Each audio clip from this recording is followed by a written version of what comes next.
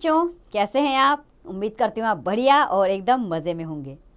बच्चों, आज हम पढ़ने वाले हैं भाषा, लिपि और व्याकरण, यानी कि लैंग्वेज, स्क्रिप्ट एंड ग्रामर। तो बच्चों, सबसे पहले इस पार्ट में हम जानेंगे भाषा के विषय में। भाषा किसे कहते हैं? बच्चों, भाषा वह माध्यम है जिसके द्वारा मनुष्य अपने मन के विचारों को व्यक्त करता है। मनुष्य के साथ साथ पशु पक्षी भी अपनी बातों को ध्वनि एवं संकेतों के द्वारा एक दूसरे तक पहुंचाते हैं। जैसे कुत्ता भौं भौं करता है, बकरी मैं मैं करती है, मेंढक टर टर करता है और बिल्ली म्याऊं म्याऊं करती है। अर्थात सभी प्राणियों को अपने विचार प्रकट करने तथा दूसरों के विचार समझने की आवश्यकता पड़ती है। आइए अब जानें भाषा के रूप। बच्चों, भाषा के मुख्यतः 3 रूप होते हैं: मौखिक भाषा, लिखित भाषा और सांकेतिक भाषा। सबसे पहले पढ़ेंगे मौखिक भाषा के विषय में। बच्चों, अपनी बात को मुंह से बोलकर दूसरों तक पहुंचाना भाषा का मौखिक रूप है। रेडियो, दूरदर्शन, भाषण देना आदि की भाषा मौखिक भाषा होती है। दूसरा है लिखित भाषा। अपने मन की बात को लिखकर प्रकट करना लिखित भाषा कहलाता है। पुस्तकों और समाचार पत्रों की भाषा लिखित होती है। और तीसरा है सांकेतिक भाषा। जब व्यक्ति अपने विचार ना लिखकर और ना मौखिक रूप से व्यक्त कर पाता है, अपितु अपने मन के भावों को संकेत द्वारा प्रकट करता है, तो है सांकेतिक भाषा कहलाती है। आइए चित्रों के माध्यम से इन तीनों भाषाओं को जानें। पहले चित्र में मौखिक भाषा का प्रयोग हो रहा है, अर्थात इसमें 2 लोग आपस में बातचीत कर रहे हैं, जो मौखिक भाषा है। दूसरे चित्र में एक लड़की लिख रही है, जो लिखित भाषा का प्रयोग कर रही है। और तीसरे चित्र में ट्रैफिक पुलिस यातायात को नियंत्रित करने के लिए सांकेतिक भाषा का प्रयोग कर रहा है। तो ये थे भाषा के 3 रूप। अब हम जानेंगे विभिन्न भाषाएं, जिसमें सबसे पहले हम पढ़ेंगे मातृभाषा के बारे में। बच्चों, अपने माता पिता व परिवार के अन्य सदस्यों से बच्चा जिस भाषा को सीखता है वह उसकी मातृभाषा होती है। जैसे पंजाबी बोलने वाले परिवार की मातृभाषा पंजाबी होती है, तो इस तरह वो बच्चा सबसे पहले पंजाबी भाषा सीखेगा। आइए अब समझे राजभाषा के विषय में। हमारे देश में अनेक भाषाएं बोली जाती है, जैसे हिंदी, पंजाबी, गुजराती, मराठी, बंगला, तमिल, तेलुगु, कन्नड़, मलयालम आदि। चूँकि हमारे देश के अधिकतर लोग हिंदी समझते हैं और बोलते हैं,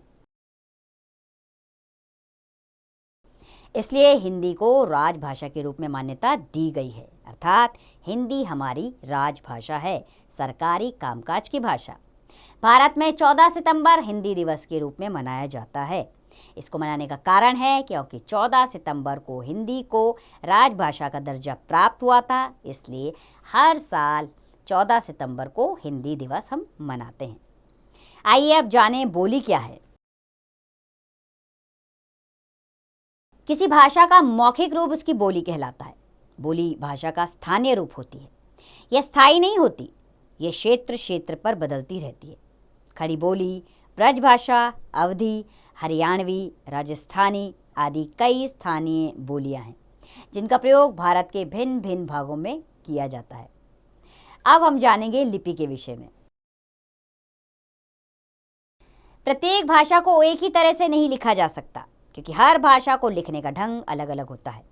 प्रत्येक भाषा के वर्णों की बनावट अलग अलग होती है, अतः इन वर्णों को लिखने के लिए कुछ चिन्ह निश्चित किए जाते हैं, जिन्हें उस भाषा की लिपि कहते हैं।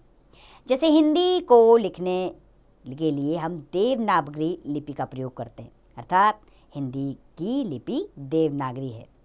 अंग्रेजी को रोमन लिपि में, पंजाबी को गुरुमुखी में और उर्दू को फारसी लिपि में लिखा जाता है।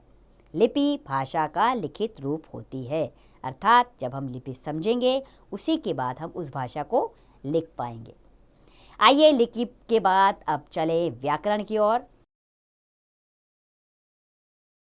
किसी भाषा को सही लिखने और बोलने का ज्ञान कराने वाला विशेष ज्ञान व्याकरण कहलाता है।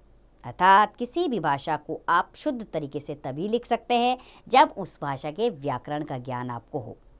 व्याकरण के ज्ञान से हम शुद्ध भाषा लिखना और बोलना सीखते हैं। प्रत्येक भाषा का अपना व्याकरण होता है।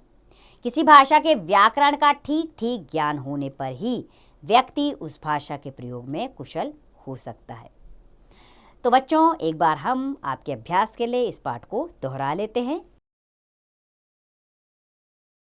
बच्चों, अपनी बात कहना व दूसरों की बात समझना ही भाषा है। भाषा के मुख्यतः 3 रूप हैं: लिखित, मौखिक व सांकेतिक। संसार में अनेक भाषाएं बोली जाती हैं। हिंदी हमारी राजभाषा है।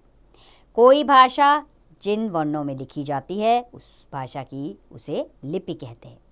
भाषा का मौखिक रूप बोली कहलाता है और व्याकरण वह विद्या है जिसके ज्ञान से हम शुद्ध भाषा लिखना व पढ़ना सीखते हैं।